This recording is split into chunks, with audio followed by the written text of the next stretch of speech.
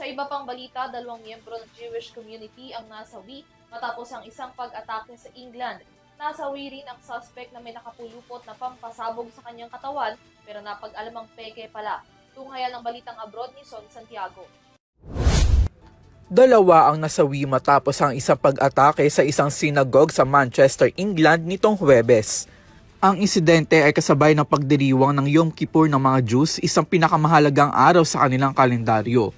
Ayon sa initial report ng Manchester Police, sakay ang suspect sa isang kotse na pumunta ng Heaton Park Hebrew Congregation Synagogue sa Manchester at nanaksak ng mga nananamba doon. Ang suspect na kinilalang si Jihad Al-Shami ay isang British citizen na may lahing Syrian. Nakita ang 35-year-old na suspect na may suot na vest lulan ang isang bombang pampasabog.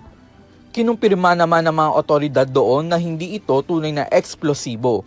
Namatay din kalaunan ng suspect matapos paulanin ng bala ng mga armadong pulis sa mismong pinangyarihan. Samantala, 3 pang biktima ang kasalukuyang nasa malubhang kondisyon.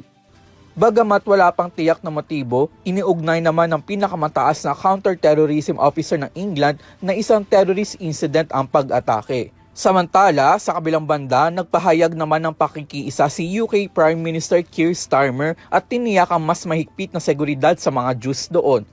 Binatikos naman ng Foreign Minister ng Israel ang nasyon dahil umano sa bigong pigilan ang pag-akyat ng anti-Semitism o ang hindi makatuwirang galit laban sa mga Jews doon. Ayon kasi sa pinakabagong ulat ng British Community Security Trust, mahigit 1,500 kaso ng anti-Semitic incidents ang naitala sa kanila ngayong taon.